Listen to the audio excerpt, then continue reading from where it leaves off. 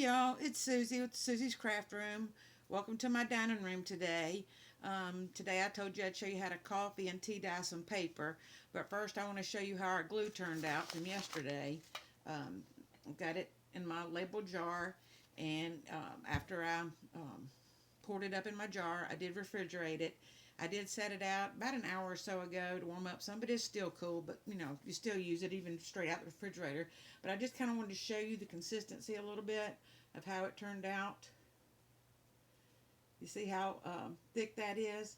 That's why I told you to make sure you leave plenty of room in your jars or your containers so that you could thin it down to maybe pour up in your glue bottles to use, or any other kind of dispensing bottles or containers that you might use. So that's how it turned out. And unless you're gonna brush it on, which is perfectly fine, and I do it a lot, as a matter of fact, I'm going to show you how to make some faux cardstock. And when we do, we'll be brushing that on, and I'll explain why then. But usually I just use my little sponge thing. These are either 4 or 6 in a pack at the dollar store. They work great. After a while, this foam part comes off, and I have a hot glue gun, and I just stick some glue on the little plastic piece that goes in the foam and just fix it, and I use it till it wears plumb out. So anyway, to use it like this, you just dip it in the glue, and it doesn't take a whole bunch, and then you just apply it to your page. If you want to cover the whole page, if you just have an image to put down, and then you would take your other paper and stick it to it and let it dry, and then after a while you're going to find out that this glue is really a strong hold glue. So let me set this aside. I'm going to put this glue back in the jar, and then I'm going to set this aside. I need to remember to wash my sponge brush out, and to wash my my little container and my sponge brush, I just use some dish soap that sit on the back of my sink, and some warm but not hot water. Now, anytime that you're cleaning your foam pads or any paint brushes that you use, I recommend that you do not use Dawn dishwashing liquid. Dawn has such strong chemicals in it that it makes the glue release and the bristles fall out, or the foam comes off real easy. So that's just a recommendation. Pardon me, I'm having some asthma problems for the last couple of days. All right. So now on to our coffee dyeing process. And I'm going to have to do a little running back and forth to get rid of these pots and things. But I was going to show you the instant coffee first. This is a big container that I got at Walmart. I don't remember exactly how much it was. It's lasted me, pretty good while considering how much paper dyeing I do. But I can either put my coffee in here, or I have my pot right here, and I can put it in there. But since it's just boiling water in my pot, or was boiling water, I'm not going to dirty up my pot since I'm already going to dirty up this, so I'm just going to put it in here. There are 8 cups of water in this particular pot. Now, the directions on here say to use 1 teaspoon per cup. Well, I don't. I usually use about 1.5 to 2 teaspoons per cup. So I'm going to go ahead and put that in there.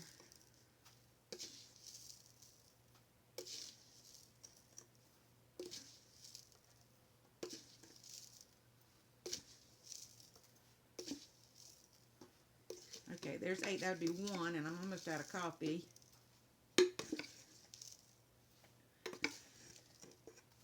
We'll call that 12. So that'd be 1.5 per cup. And I'm going to go ahead and pour that water in there.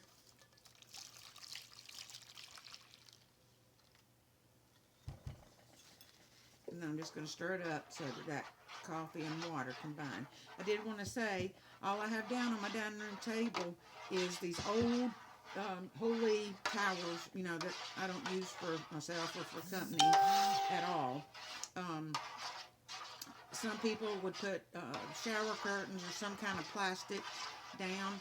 I haven't found that this drips off of my table at all, so I just use the towels, and they work fine. I guess maybe because these towels are a little bit thicker than some. Okay, I'm going to go ahead and take this pot in.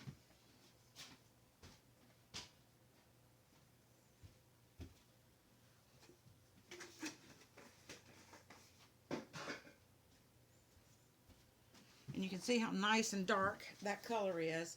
And you may want to save your coffee containers, like the one that I just emptied out to put some of your stuff in. I'm just going to move this back a minute while I show you how to do this one. Now this is a coffee pot, and what I've done is I usually brew a pot or a half a pot of coffee a day. And so this is actually 3 scoops of coffee. I use 2 for a full pot and 1 for a half pot. Well, this is actually 3 full scoops of used coffee. Now, once I take my coffee filters out, I use one of the drip things, brewers. And once I take my coffee filters out, I just put them, I kind of fold them up a little bit over the coffee itself, and I stick them down in a baggie and put them in the freezer. And then when I'm ready to use them, I just take them, thaw them out a little bit, with the coffee filter still kind of folded up. I put them inside of a clean coffee filter so that the coffee won't drip down through. It's not a big deal if it does. You're just going to have a few coffee grounds in here. It may stick to your paper, which makes a great kind of design texture on your paper. So don't get upset if it kind of goes through. But this was, like I said, this was used coffee, and this is about 1.5 scoops. So I'm going to go ahead and pour this in. You'll see that it is much lighter than the instant coffee. So you can use, fresh coffee, which will make a much darker color. But if you just kind of want to lightly tinge your pages, that would be the way to go with that one. And of course, that's a money saver. And also, you can dye your papers twice. So once you've dyed them, if you don't like the color that you have, you can always redip them again.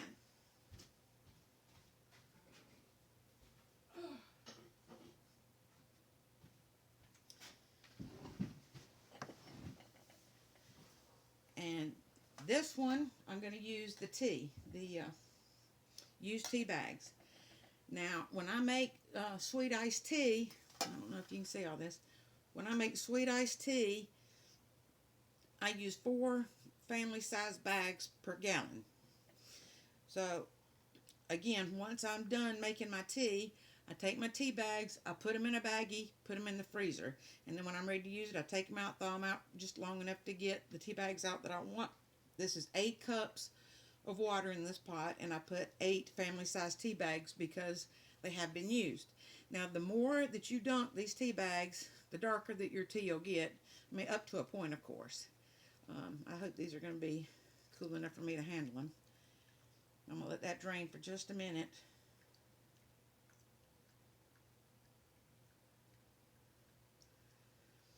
And then I'm going to pour this tea in here. And as you see, it almost is the same color as the, ooh, that's still hot. Ooh, goodness. It's almost the same color as the used coffee. So the more tea bags that you use, the darker it's going to be. But, I think this works quite nice. And of course, you can use brand new tea bags if you want to. But again, this is about saving money. So that is my my tea. So I'm going to set these aside. I'm actually going to leave them down here so that I know that that was the tea and not get them mixed up with the used coffee. So, and I'm going to move this used coffee one out of the way for just a minute so I can show you how I do my papers in here. And you want to have an old towel, old rag, something that you don't use so you can wipe your hands off. You may want to use gloves. This does stain your hands. I'm not one to wear a lot of nail polish, but because I do this and it makes our hands look so yucky and it makes us look like we've got dirty nails all the time, I'm wearing nail polish to help to keep my fingernails from getting just completely brown or yellow looking. And also I've been having some nail issues with my nails kind of, not splitting, but peeling, I guess, in layers. But anyway, all right, I'm going to move this out the way.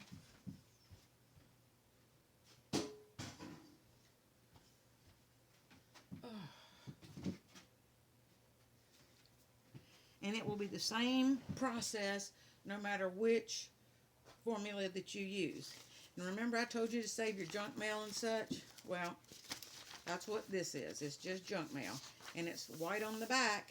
And I'm going to use this because I will be gluing this page down to something else. So you won't even see this. And again, that's another piece of junk mail. So save your junk mail and use it. All you want to do is dip your paper in the coffee. And if you leave it too long, your paper's going to want to kind of fall apart. So I just dip it in the coffee. And this is a dark coffee. So, and then I just lay it down.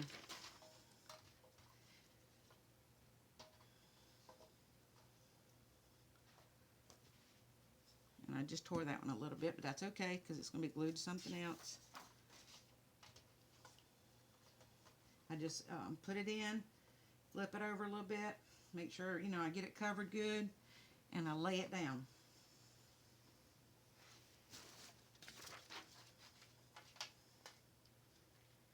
This is going to make nice dark colored pages. Okay, so I normally do, you know, my entire table full, and once I get my first layer down, then I'll go back, and I know you can't see that right now, but all I'm doing is stacking them the other way on top of each other.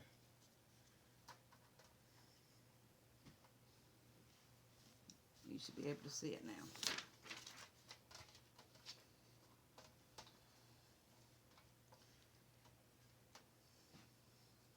Like that.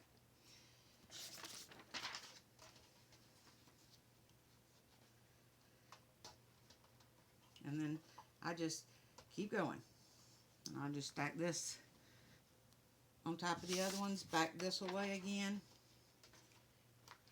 Just kind of alternating which way that I turn them with each layer. And sometimes I'll do, you know, 4, 5, 6 layers of them. Just, you know, depends on how much paper that I need to coffee dye that day. And normally it's a lot, so. If it curls up, don't try too much to fix it. Just let it go. It'll make some character in your paper. All right, so that is the instant coffee that I used.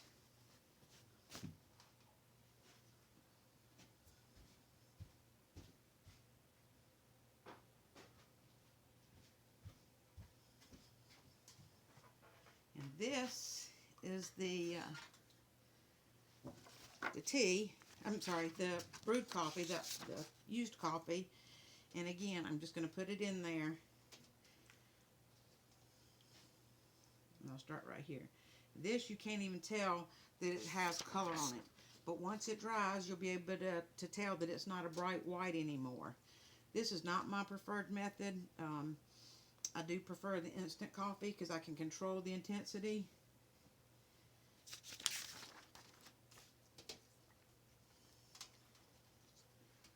And once again, I just layer that up. And if I happen to lay a little part of this over the instant coffee that I did, the part that's touching will become a little bit darker. So if I wanted to, I could actually stack that on there and get a whole nother effect on that particular page, which is really pretty. Let me just do that. Okay, that one kind of curled up. We're just going to leave that alone. You know, if you don't have, you know, a lot of junk mail that you can use, you know, ask your neighbors, ask, you know, businesses, whatever, you know. You know, some businesses will, some won't. But, you know, depending on what it is, I guess, that they have. And you just keep going until you, you know, have colored as much as you want to. Also, I have a spray bottle, but I went to use it this morning, and it wouldn't spray. So, I can't show you that. But once these dry, if I want them darker, I can go back and spray, and it leaves kind of a spray-looking pattern on the pages, which, you know, darkens up some spots and leaves some lighter, and it's really a nice looking technique. I'm going to try to move you. Sorry if I make you a little bit dizzy. so that I can show you this last one. And this is the tea bags that I used.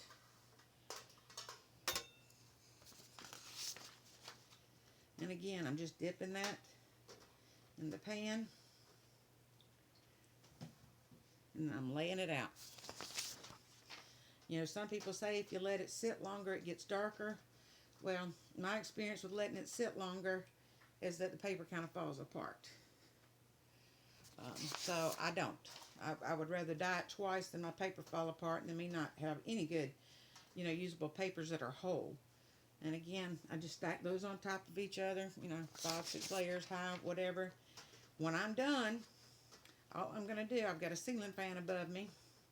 All I'm going to do is turn that ceiling fan on about in medium, because I did do it on high. Now there's a white spot here that didn't color good, so I'm just dipping my fingers in a little bit of this, and I'm tapping it, and it'll color it fine. And I'm going to turn that fan on and let it blow, and after an hour or so, I'm going to come in here. You'll notice that I did not overlap my towels very much, and that is because